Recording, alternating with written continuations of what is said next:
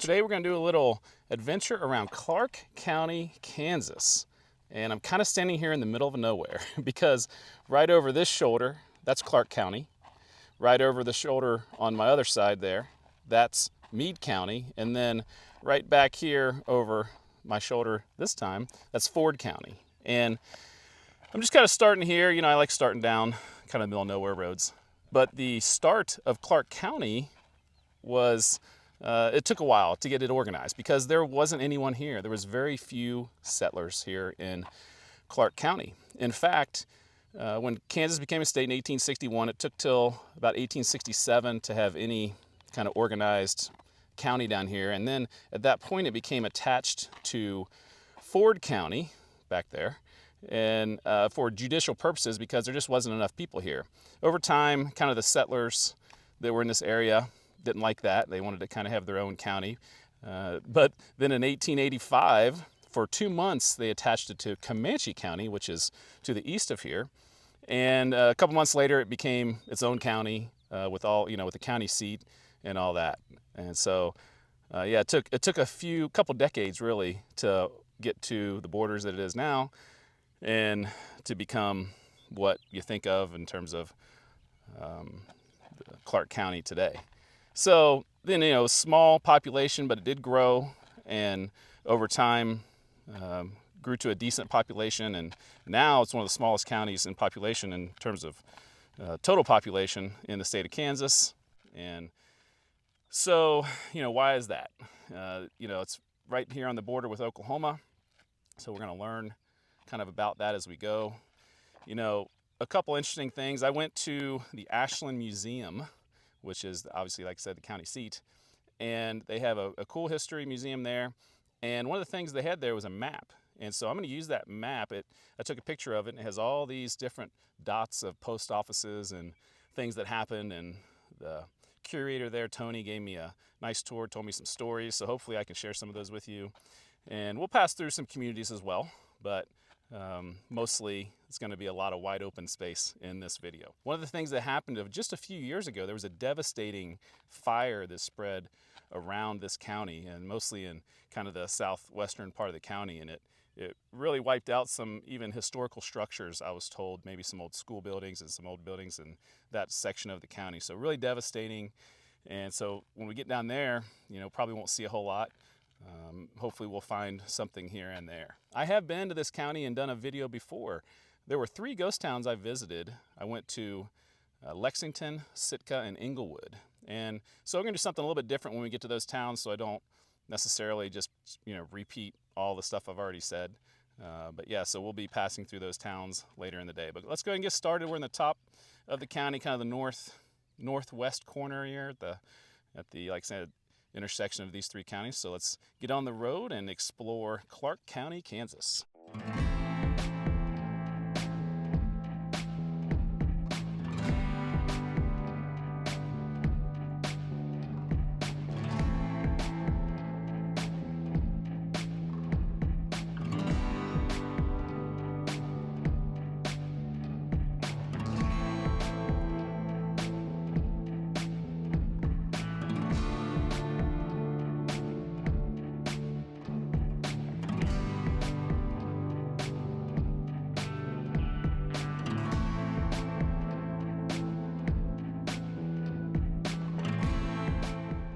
And this is the town of Minneola. It's the second largest town in Clark County, just a few less people than the county seat of Ashland.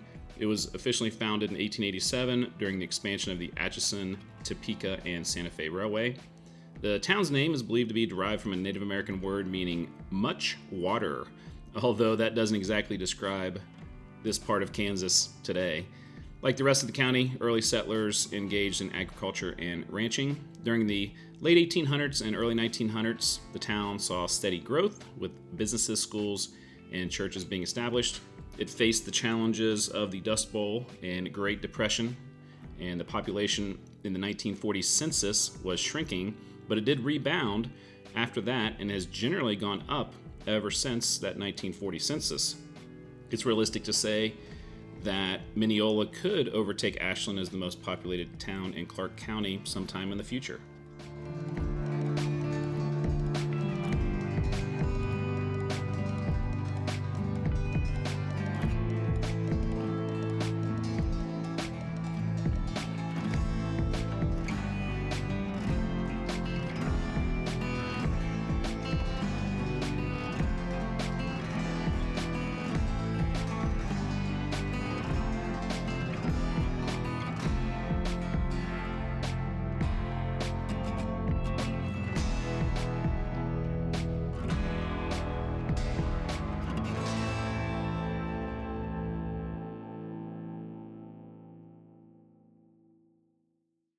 quick stop right here because in the 1880s there was a community here called Appleton.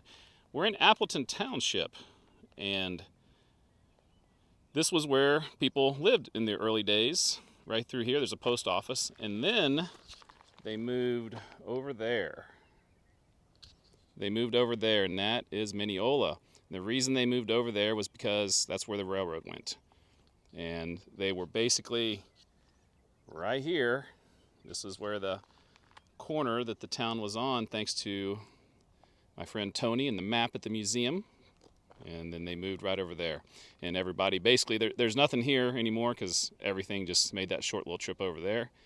And there's one of two railroads that basically came through the main towns, Minneola, and then Ashland is the county seat, and that's why those towns are what they are today. So interesting, from right there to right there.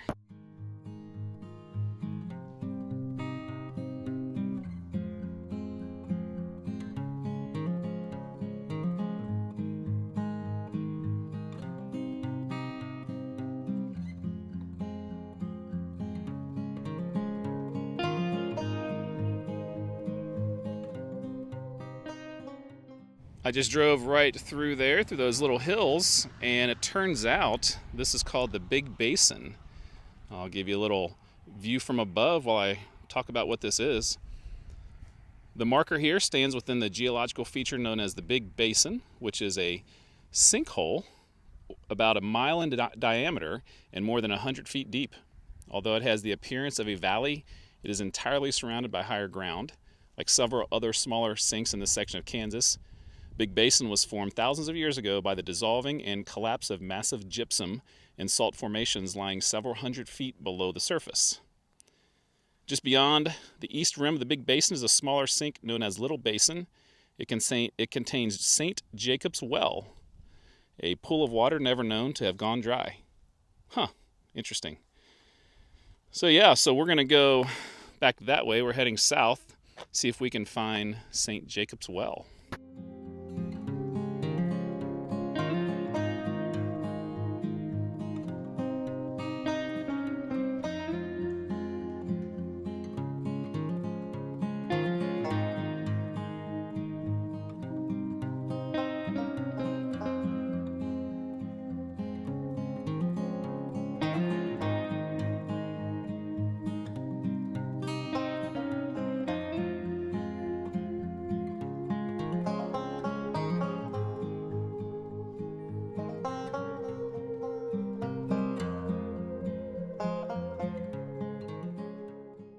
You drive up through there and you see that, which I don't think that's actually the well. They have a sign, St. Jacob's Well, and there's a little path that goes down here. So I think this is where the well is.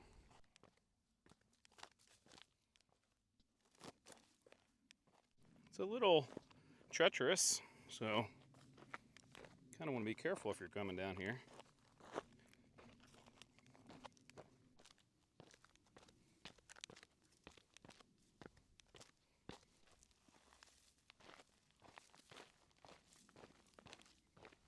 And there's St. Jacob's Well.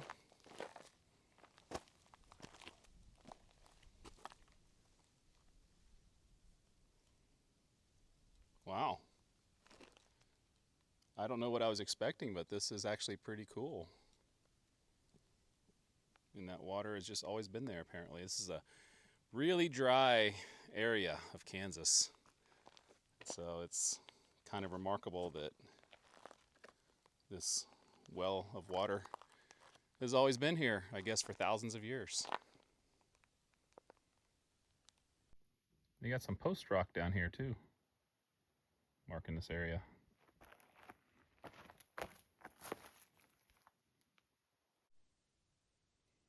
All right, back up the hill.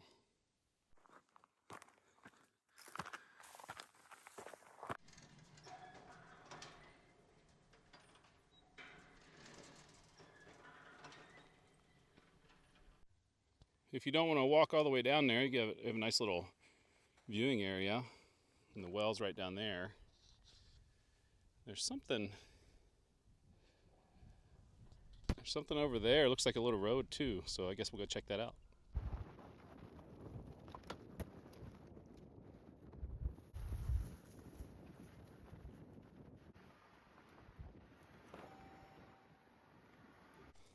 Kind of a rough little drive up here, but this is pretty cool.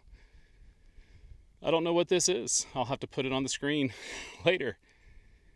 I'm guessing it's kind of a marker for where the well is, because you can't see the well. It's right over that way. But like if you're coming across the way and you're trying to find out like where's that well of water, put something up on the highest mark and head that way.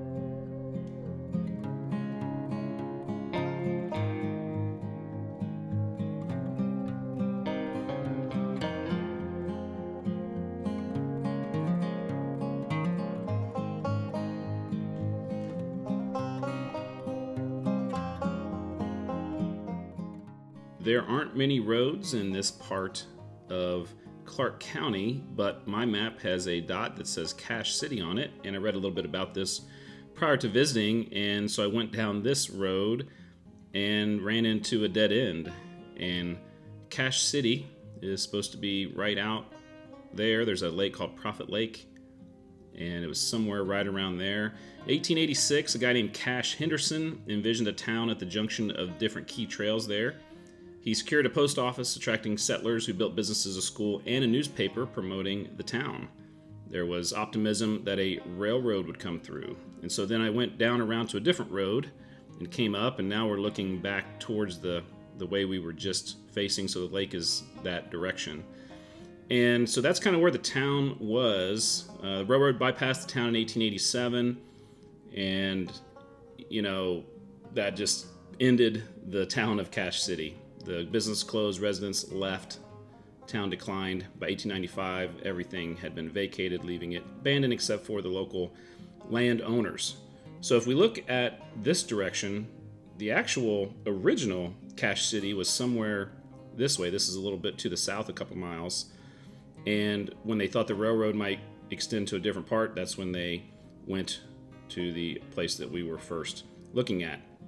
I saw this by getting the map there at the museum, so you can see the two different cache cities and where Prophet Lake is. So kind of a interesting little tidbit there.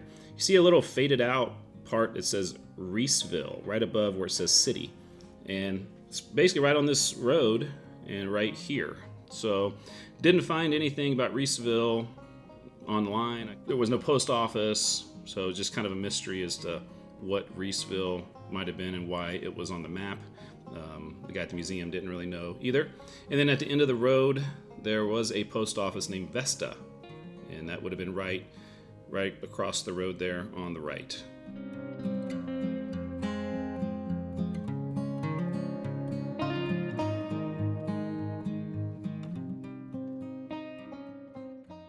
We've arrived to Englewood, Kansas, and I'm going to do something a little bit different here. So I was here 3 years ago and did a ghost town video. I actually did 3 towns that we're going to go to today. And so instead of, doing a new video where it's basically the same, I'm going to insert here the video from 3 years ago. And I'm driving. Obviously, I'm showing you this today, what the drive through the middle of town looks like. This is current, but I'll show you that because I kind of went through the history, showed some really cool stuff. And so if you missed that 3 years ago, there weren't many subscribers to the channel 3 years ago, so maybe you missed that. And if you've already seen it, you can fast forward through it. But this is one of my favorite towns that I've ever been to in terms of ghost towns. It's still incorporated, but it's very small and a really cool place.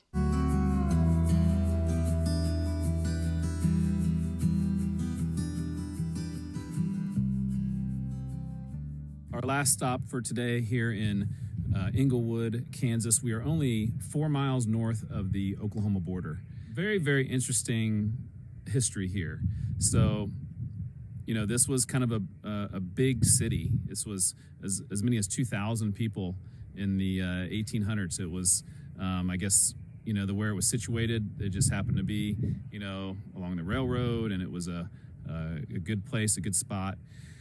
And but one of the disadvantages it had is that it was only, like I said, 4 miles north of Oklahoma, and over the border in Oklahoma is what was called no man's land. I did a video previously on some towns in no man's land, and what that meant is there were no laws because Oklahoma was not a state yet. And even though Kansas had some law, right across the border there were none. So people were heading basically towards there, and they go through here and kind of looking to cause trouble. We're 50 miles south of Dodge City, notorious place for troublemakers back in the day. And they would head this way to go to Oklahoma, and this was kind of the last stop. And so maybe they couldn't fight the urge to wreak some havoc, and it happened here often. And even though there were some, you know, like a sheriff, sometimes they were overwhelmed by the amount of people that would come through here, and one sheriff could not keep the peace. So in no man's land in Oklahoma, a vigilante form of justice started happening. And every once in a while they would come up here to Englewood and they would try to keep the peace. And the stories are pretty crazy, pretty wild. I mean, you talk about the Wild West, this was it, where they would come up here, they would find somebody doing wrong, and they would hang him right here in the street, and they would bury him real quick. And that was kind of the way it was back then. And there were lots of gunfights. There's lots of stories of shootouts here, right here in Englewood. So the Depression years and the Dust Bowl and the drought times in the 30s and 40s really hurt Englewood, and the population declined, and the businesses started going away, and it's a little bit out of the way now at this point. There's not a lot of main roads in this part of the state. So you can tell that it was a lot bigger because it's a sprawling area, and there's a lot of old houses. There's, you know, abandoned buildings everywhere. It is certainly a kind of ghost town hunter's dream. So it's certainly far down here in southwestern Kansas, but well worth the trip.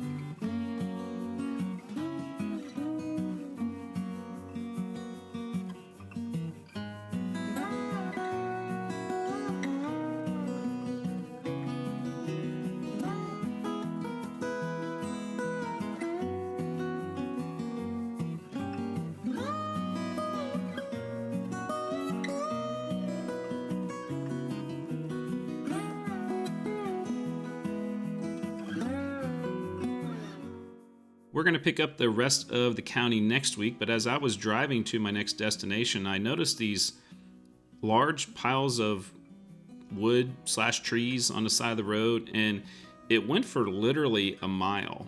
And I couldn't help but think that this is a result of the wildfires that happened through here, and it was just some sort of organized effort to get all of the, you know, trees and woods all in one spot. It just went on and on. Very sobering reminder of what happened here not long ago. Thanks for making it all the way to the end of that video. And now that you're here, let me tell you a little bit about some of the extras that we have on the channel. One of the things you can do is you can become a member. There's 3 levels. There's the supporter level, There's the producer level and the executive producer level. And all 3 levels have different perks, and as you are more supportive financially, there's more perks. We have extra videos every week and a lot of fun stuff going on in the member section. If you haven't done so, make sure you check out travelwithawiseguy.com. We've got lots of extra stuff on there, and one of the things is merchandise. You can get you Travel with a Wise Guy t-shirt. We have Death Go Round t-shirts. We have some coffee mugs, different things that are a lot of fun, and people seem to have enjoyed. Good quality there. Also on the website, you can do things like check out the Google map. I have a pin dropped in every place I've done videos about, then a link to the video so you can look at the map, and maybe there's somewhere where you live or somewhere you want to go. You can check out that map, and it seemed to be a very popular thing. You can sign up for my newsletter. I do that about every 3 weeks. It's totally free. And there's also all kinds of other links and tidbits in there, old videos, podcasts, just everything I could think of I throw on the website. So make sure you check out travelwithawiseguy.com.